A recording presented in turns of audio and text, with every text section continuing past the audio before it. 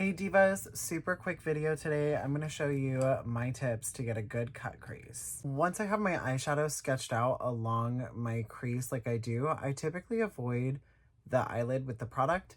Don't worry if you get anything on there. It's not a huge deal. I'm going to take a Q-tip and I'm just going to start to sweep some of that pigment off. Once I use that Q-tip and get that first amount of pigment off, I'm going to go in with a little micellar water on another Q-tip. And I'm going to go in with the wet side of that Q-tip and I'm going to get right up into that crease.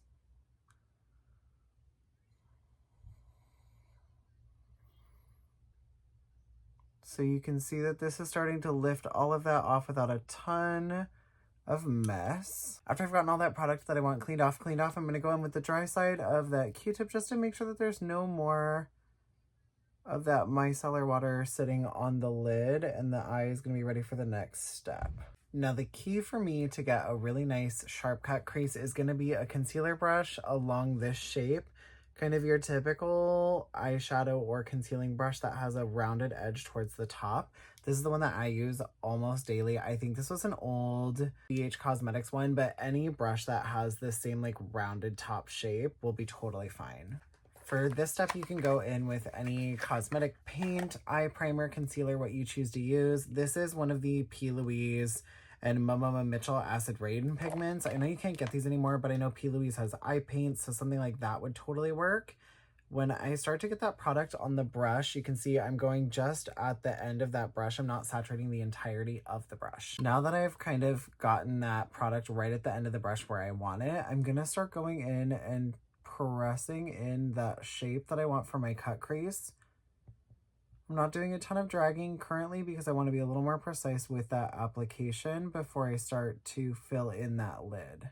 I typically prefer my cut crease a little higher than where it's currently sitting, so I'm going to take the other side of the brush that still has the product on there, and I'm going to just start to lift that rounded out shape to where I want that crease to sit. And then when I get towards the end of that crease, I'll just drag that product through. Now that I've cut that crease and then filled in with that eye paint, I'm just going to start setting it with a shimmer pigment. Whatever shadow you want to do, you can do this with a matte. You can also just let that paint dry, but I'm going in with a shimmer because I want a little more pop on the lid. Once you have that lid filled in with that shimmer, I'm just going to tap right at the edge where we start to meet up with that darkest color. So there's not a huge stop between. It just looks a little bit more like a gradient from that lightest to that deepest. I'm not adding any more pigment. I'm just letting whatever's left over on the brush do the work for me.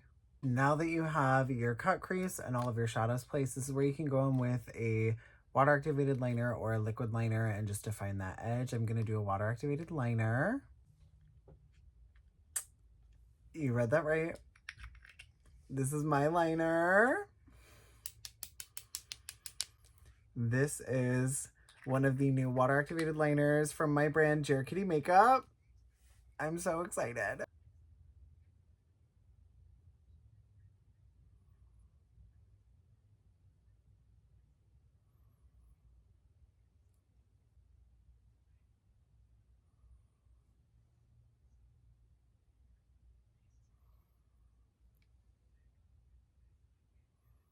That is what we look like with our cut crease lined.